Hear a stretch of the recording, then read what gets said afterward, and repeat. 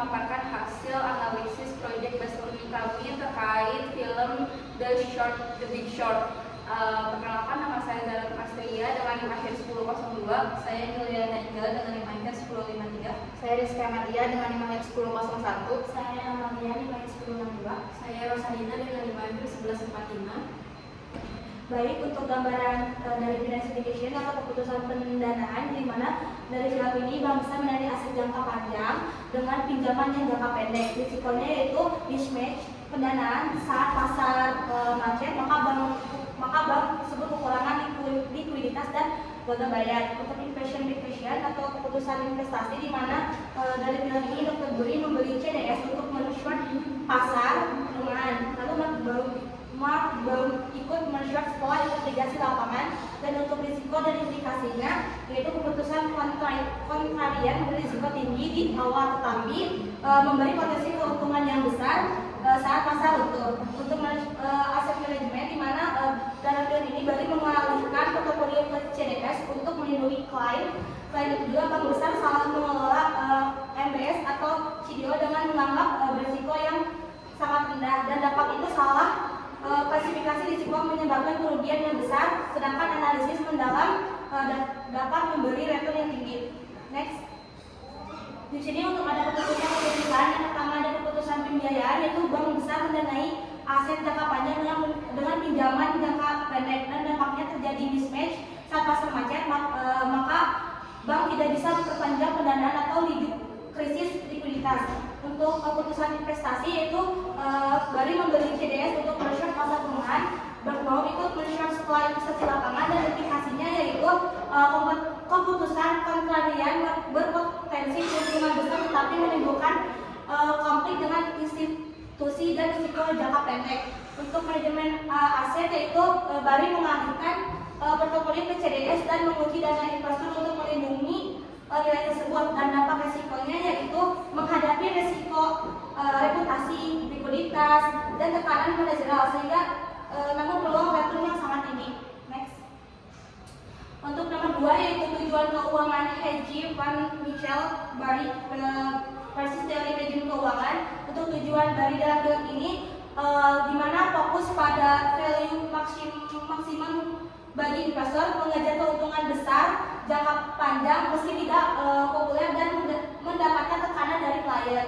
Perbandingan dengan teori itu ada dua, yaitu profit maximum yaitu fokus pada jangka pendek di mana tidak sesuai dengan strategi Bari. Dan untuk yang keduanya itu value maximization, fokus dari jangka panjang di mana sejalan dengan keputusan Bari untuk menahan posisi CDS hingga pasar.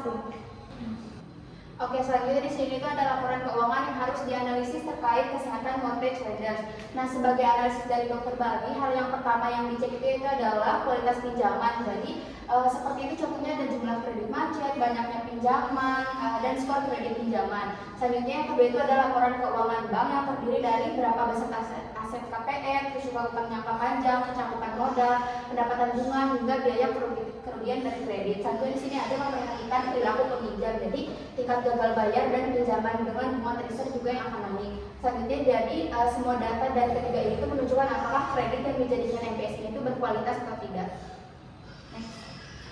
Selanjutnya di sini ada rasio keuangan yang relevan untuk menilai risiko gagal pada subprime mortgage. Nah, yang pertama itu ada LTV, yaitu semakin tinggi risiko antara jumlah pinjaman dengan nilai rumah, maka makin menurun juga pinjaman gagal bayar. Yang kedua itu ada debt to income ratio, yang artinya itu semakin tinggi dari cicilan yang terlalu besar dibandingkan pendapatan, maka mengakibatkan seringkali konsumen itu tuh tidak bisa membayar. Selanjutnya itu yang ketiga ada interest coverage ratio, yaitu tuh pendapatan tidak cukup untuk menutup bunga, makanya risiko gagal bayar itu pasti akan naik.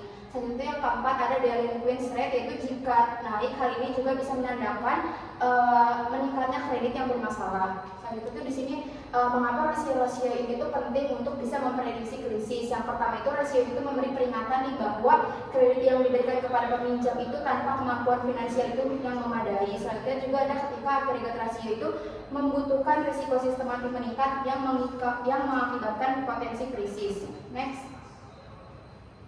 Nah, selanjutnya tuh di sini ada metode forecasting yang dipakai para tokoh untuk memprediksi krisis. Nah, yang pertama itu ada trend analisis, yaitu melihat pola data yang sedang naik. Jadi seperti tingkat gagal bayar, lalu memprediksi bahwa tren ini tuh akan semakin parah atau menurun. Selanjutnya yang kedua itu ada skenario analisis, yaitu membuat skenario jika hal ini terjadi apa akibatnya. Seperti contoh misalnya jika bunga ARM naik, yaitu banyaknya orang yang tidak mampu membayar cicilan. Selanjutnya ada stress testing, yaitu menguji kondisi paling buruk pada surat berharga yang isinya kumpulan pinjaman KPR.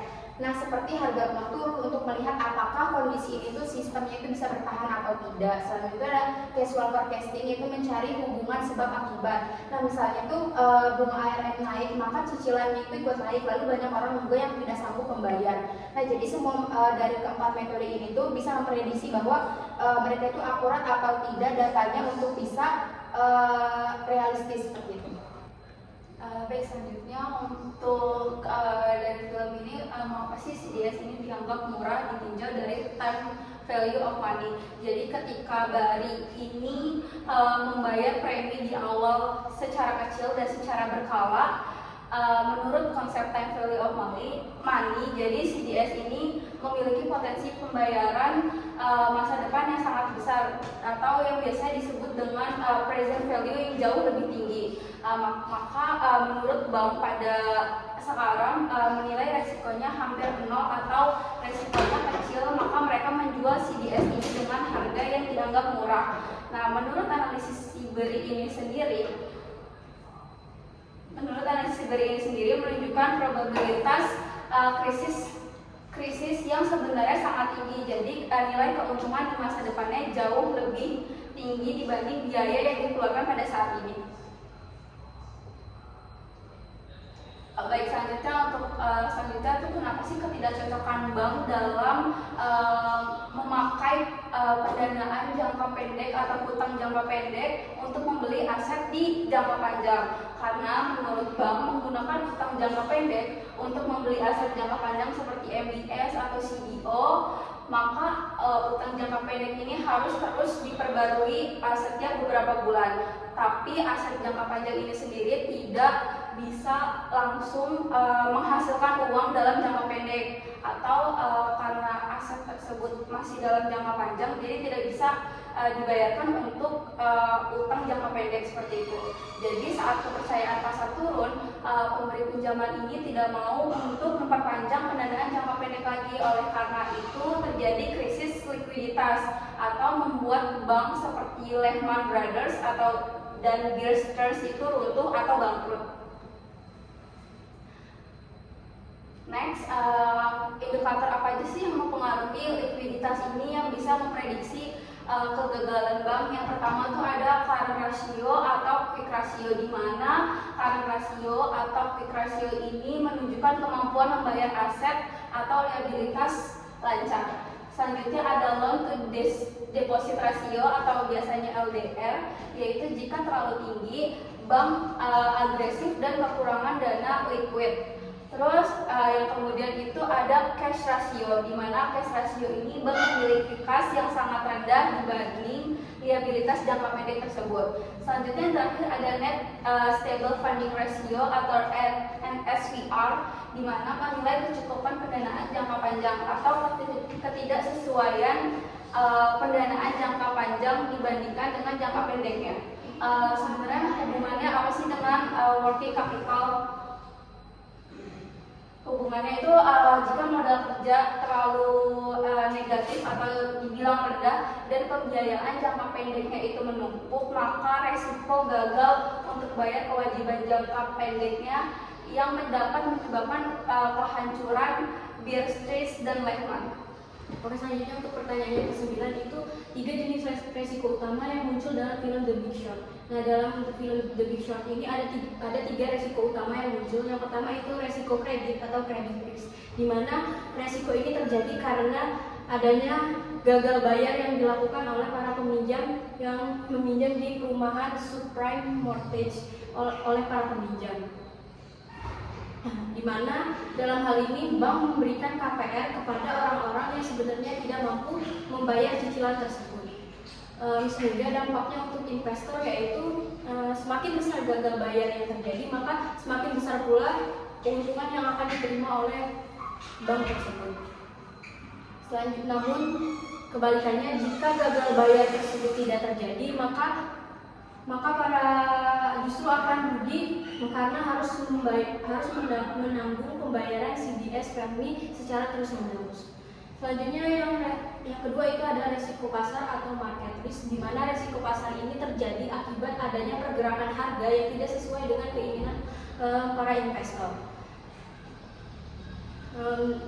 Seperti yang sudah disebutkan dalam film, meskipun data menunjukkan pasar perumahan akan jatuh, namun harga FBS justru akan tetap stabil dan semakin meningkat. Kemudian dampaknya terhadap investor yaitu yang pertama itu jika pasar terus menaik, investor seperti Baum dan Bari akan harus membayar biaya CDS, sehingga keuntungan mereka tertunda bahkan beresiko rugi. Namun kebalikannya, saat pasar akhirnya jatuh, nilai CDS melonjak tajam dan mereka memperoleh keuntungan besar dalam waktu yang singkat.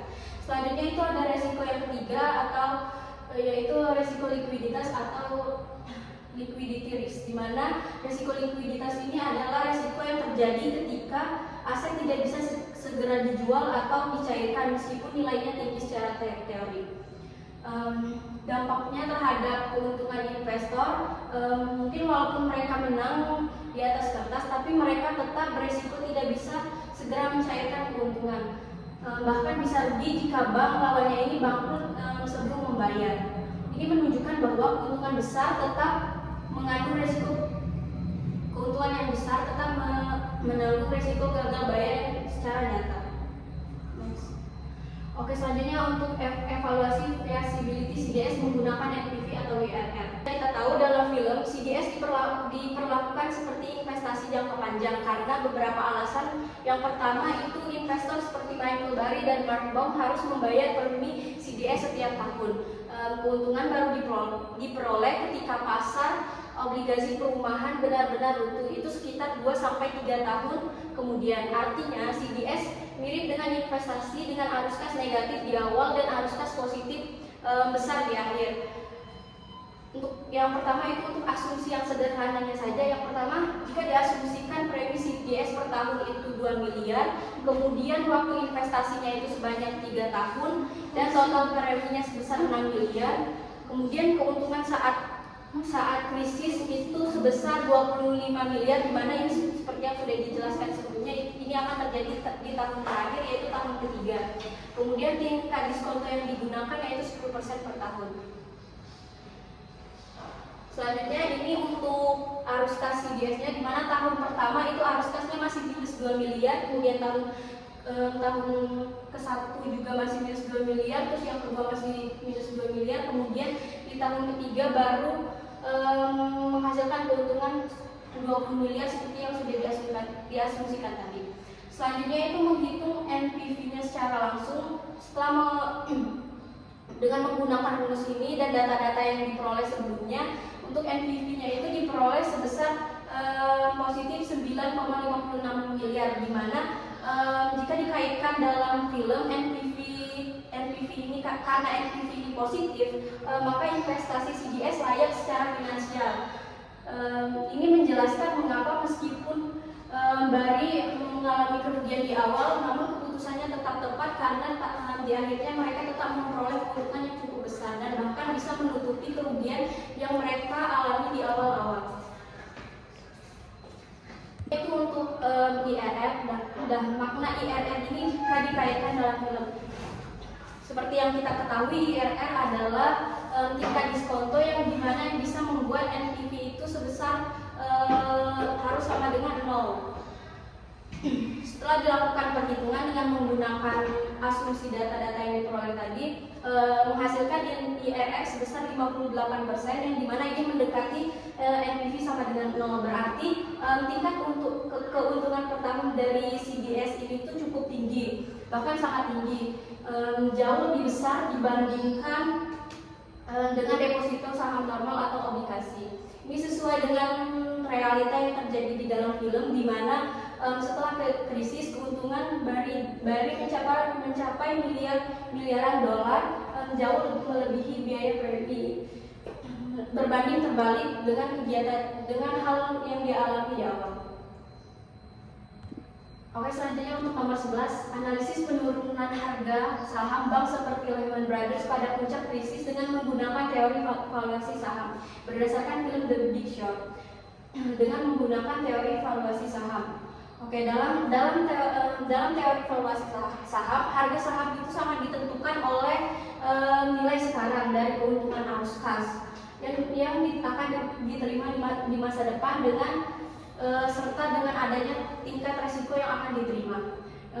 Ada beberapa faktor yang menyebabkan hal tersebut yang terjadi. Yang pertama itu ada faktor fundamental di mana bank seperti Lehman Brothers ini memiliki banyak aset berbasis kredit perumahan seperti MBS dan CDO.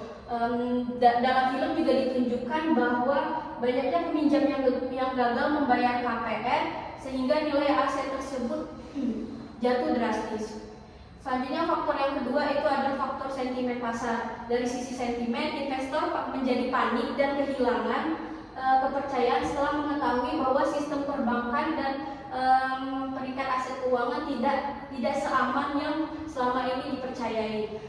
Sehingga hal ini membuat terjadinya kepanikan massal atau panic selling, di mana banyak investor menjual saham bank secara bersamaan. Selain itu muncul efek di mana ketika jatuhnya suatu bank besar membuat investor takut bahwa bank lain juga akan turun seperti yang terjadi di kejadian ini. Next, baik, selanjutnya bagaimana securitization menyembunyikan resiko. Jadi pada prosesnya kredit subprime ini digabung menjadi EPS.